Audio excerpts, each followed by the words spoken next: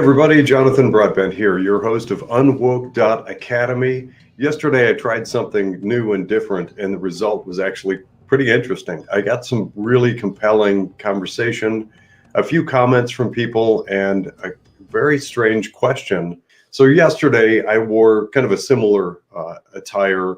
This is my work gear. This is, if you missed yesterday's episode, the logo that you see here. And yes, I know it'll be distracting.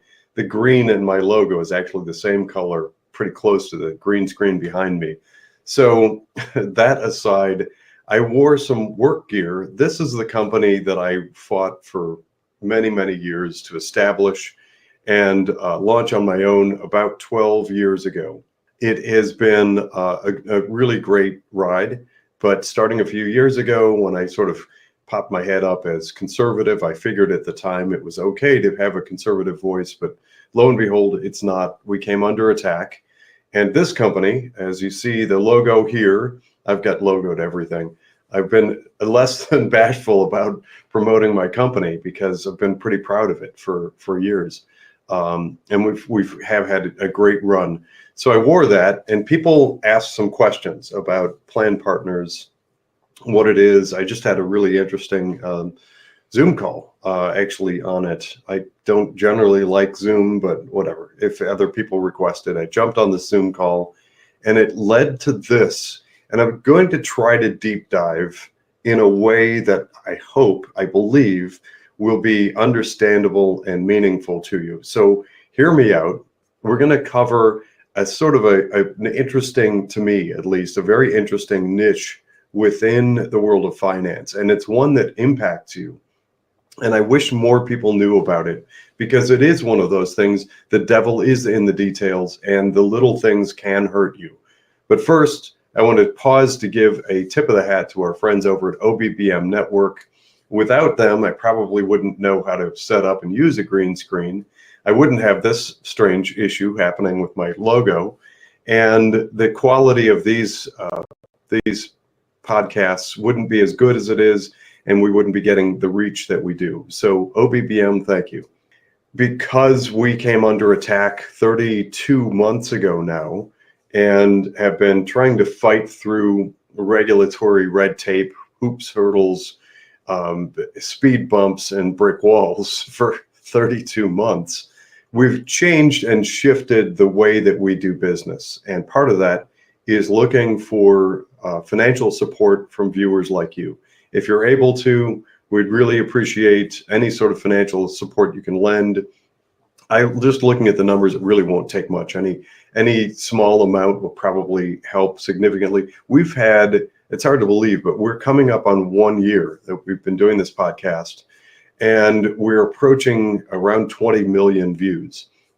And not that each view is independent or unique, but some number, even if every person who viewed gave 50 cents or something, that would be very significant in keeping our research going. So I hope you will consider contributing financially on whatever platform you're viewing this on, or go to UnWoke Academy. We're on locals and all kinds of different platforms. Please support us if you can. If not, no big deal. We understand. Times are tough, and that's a part of what we're tackling in creating parallel economy. We want to create an economy and a financial world that works better for we the people. So all that said, I want to get into the weeds a little bit on 401k plans and things like them, because that's actually my area of expertise. I've worked on those for decades. Parts of this may sound strange or unfamiliar, but just don't worry about the technicalities. If you want to do a deeper dive, bring up a search browser and you can search for some of these terms. You may find it helpful to know how kind of the back office, behind the curtains of 401k plans work. It is kind of a complex ecosystem. That's actually what led me to get involved and became interested in it many, many years ago when I sold a small business and actually went to go and work for one of my clients at the time, who was a third-party administrator. So TPA for short. In third-party administration, we worked on, and third-party administrators currently work on, the details, the minutia of what makes the plan work. For purposes of our conversation, and in the real world, everything would work this way.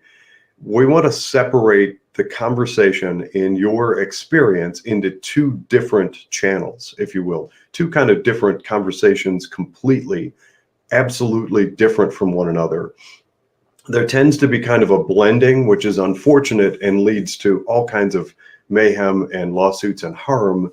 But in one conversation, we have you, the individual. You go to work for a company and you have an experience with that 401k plan. You want to invest your money, hopefully wisely, in a diverse pool of different investment options, and hopefully you do well, and one day there's enough money amassed in there for you to enjoy a comfortable retirement. It's really as simple as that. That's your experience with it. If there are other bells and whistles and things that work nicely, like automatic deduction from your payroll that goes automatically in, and you can easily interface with a website that allows you to change your investments on a regular basis, those things are all good. That's what I call user experience, or UX for short. Your experience should be a good one, and hopefully the investment returns are good as well. That's one conversation. Setting that aside for a moment, there is a completely different conversation, and that's my world.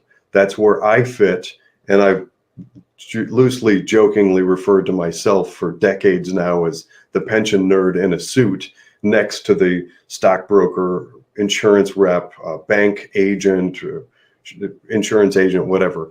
There are lots of people out there who have an interest in the 401k plan for your company, wherever you work, because, put simply, and I don't mean to disparage like across the board, but it's pretty universally true and acknowledged and accepted, that the reason to want that 401k plan relationship at the corporate level and work with that corporation in the 401k is that's lots and lots of automatic, easy introductions to individuals.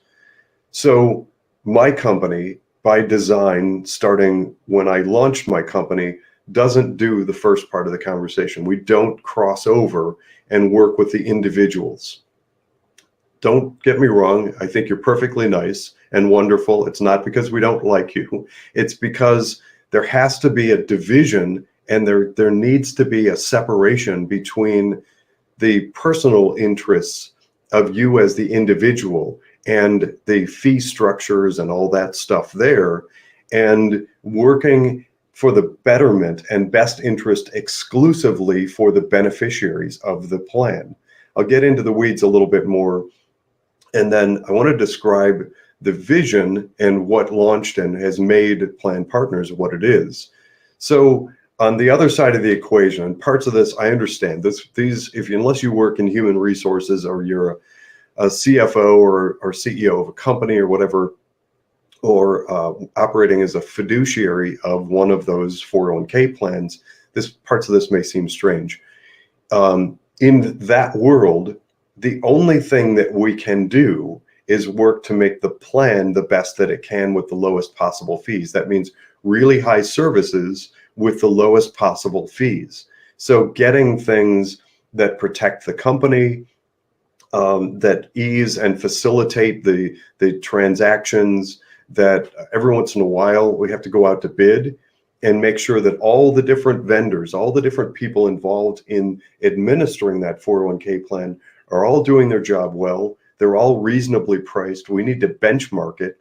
And so hopefully you're starting to see where that conflict arises, because if an individual is looking for those personal relationships, when people leave, to capture the rollover accounts and move them into an IRA where they can probably make more fees or sell annuities or other types of services like banking or whatever to the individuals, there's nothing wrong with that. But as soon as that same person crosses over and enters the boardroom to talk about fee negotiations and getting the fees as low as possible, that person cannot wear both hats effectively. Everyone's known that forever. I've actually commented on that. I used to do writing for some nationally syndicated publications on 403B plans, which is kind of a sister cousin, if you will, to 401k. I've worked on big things like 457 state administered plans, public employee plans. public utilities, energy companies, hospitals, colleges, universities. I've worked on all those kinds of things. And in that environment, if I were, let's say I'm sitting around the boardroom table and having a conversation, and I know that the people around the table with me are generally speaking highly compensated. Those are the people who make a lot of money. If in the back of my mind, and this is a starting point I realized decades ago that led to me not accepting and doing the other type of work. If I'm sitting around the table thinking, all right, I want to put on a show and pretend to have the fees as low as possible, but then I'm really hoping to catch the attention of these people sitting around the table with me and sell them stuff and get their personal money because that's more profitable. I want to pause to interject that in my world, that's called institutional finance. I work on the institutional side. I always have through my career with very little exposure to what's called retail. Retail is working with individuals. So I work for large institutions, and that's called institutional finance. In that world, the compensation for people like me, it's a known sacrifice, but that's okay. The compensation for people like me is dramatically lower. I'll put that in some numbers. Let's say that there's an individual that's worth $100 million. That would be a great relationship for anyone working in finance to work with that individual that has $100 million and they manage their money. If there's an institution that has $100 million, the advisor for the $100 million institution will make significantly less from the relationship than the advisor working for the individual. And that's just the nature of institutional finance. So people like me who make a fraction of the money, but we work on much larger accounts, so there's sort of a trade-off. The compensation eventually sort of balances out if people like me do a good job and do well. Anyway, I'm into the weeds. Back to the matter at hand, you can start to see, hopefully, where I have seen for decades now, the conflict, because what's expected of that financial advisor when they enter the boardroom and start talking at the corporate level about how the plan is being administered, there's way too much opportunity to focus on self-interest. For instance, and again, hear me out, this gets into the weeds a little bit. If anybody out there, if you work in human resources, you'll get this right away. In the financial world, there are many, many, many types of incentives for people to attract and keep a 401k plan somewhere. I've talked before, I actually did published a Substack a while ago about a practice banks used to use where the bank would offer a lower interest rate on the line of credit to the business if the business parked their 401k plan there at the bank. That's horrible. That's just egregious, awful. Because what ended up happening is the fees were loaded into the 401k plan. The bank more than made up the difference in 401k fees. And that's awful because then the employees of the company are footing the bill for the company getting a lower interest rate on their line of credit. That's just bad.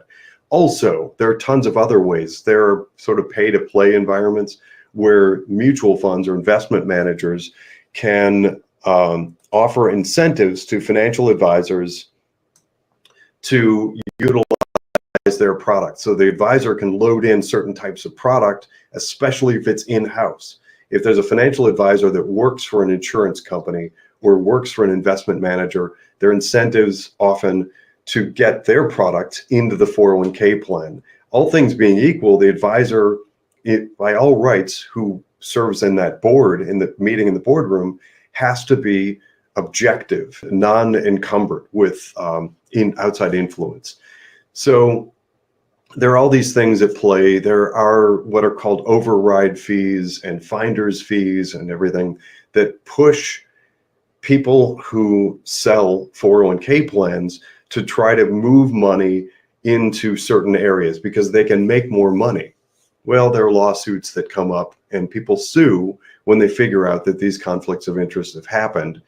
Probably not often enough, and there need to be more, But ultimately, the conflicts are enough that companies like mine, and one of a handful, I think, out there, who decided long ago there has to be a Chinese wall. And there are retail advisors, and they're perfectly wonderful. And hopefully you have a good one, and you can meet with that person. And maybe through education at your employer, you can do first personal financial planning. And maybe if you leave your employer, hopefully it's for a much better job at more pay, and you're treated better. I don't know, whatever, you enjoy that. But at that time, that person can capture and help you. But that person, in my book, never, ever should be the same person who's meeting in the boardroom to address the concerns at the corporate level of how the plan needs to be run. That needs to be somebody like me and my company who is objective. None of this has anything to do with the 32 months of weaponized regulator attack. There's no problem with, and it's actually everybody I talk to says that they admire the approach that I've taken, and it is a cleaner, pure structure to business. There are some companies out there, and I think they're actually worse than the people that cross over, who set up these divisions, and they'll have a division within the company that goes in and does the RFP, request for proposal. They'll do vendor searches and move 401k plans and make investment recommendations, the menu and all that stuff. But then, lo and behold, a lot of those same big companies will say, hey, while we're at it, you really should have personal financial planners for all your employees to meet one-on-one and tell them how they should invest their money. And we happen to have this division down the hall from us. And let's call in these people. It's all one big corporation. And in my book, I think they can set it up in an environment where they can double up on the fees. So they're making fees at the plan level from the plan fees and financial planning fees and all that stuff. I don't like it. And clearly, I set up a company that was designed not to do that. Here's the thing. I started arguing years ago for something called fee-based. If you're not familiar with it, you should look it up.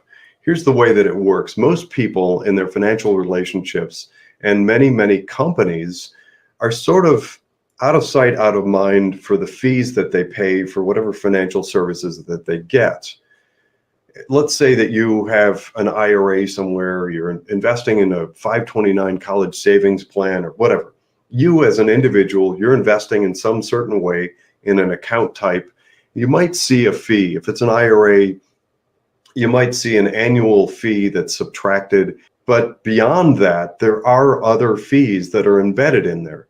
And clearly, and I've made the argument, I have a cool chart that I've been using since about 2006, 2007, that shows the impact of getting rid of as many of those fees as possible. It doesn't mean that you should sacrifice whatever services you get, but it does mean that periodically stepping in and negotiating fees on your own behalf makes a lot of sense. So again, that's in the context. I'm putting what I do, a part of what I do and what my company does, in the context of kind of a personal experience. On the corporate side, that's a given. It's a must. It actually is required to happen. It's not a, we think maybe we will. Fee negotiations and getting best possible services for lowest possible fees, it really has to happen. And you have to show that you're doing it and making a consistent and ongoing effort. When we set up plan partners and decided we were going to focus exclusively on that plan side, it opened up all kinds of amazing, awesome doors.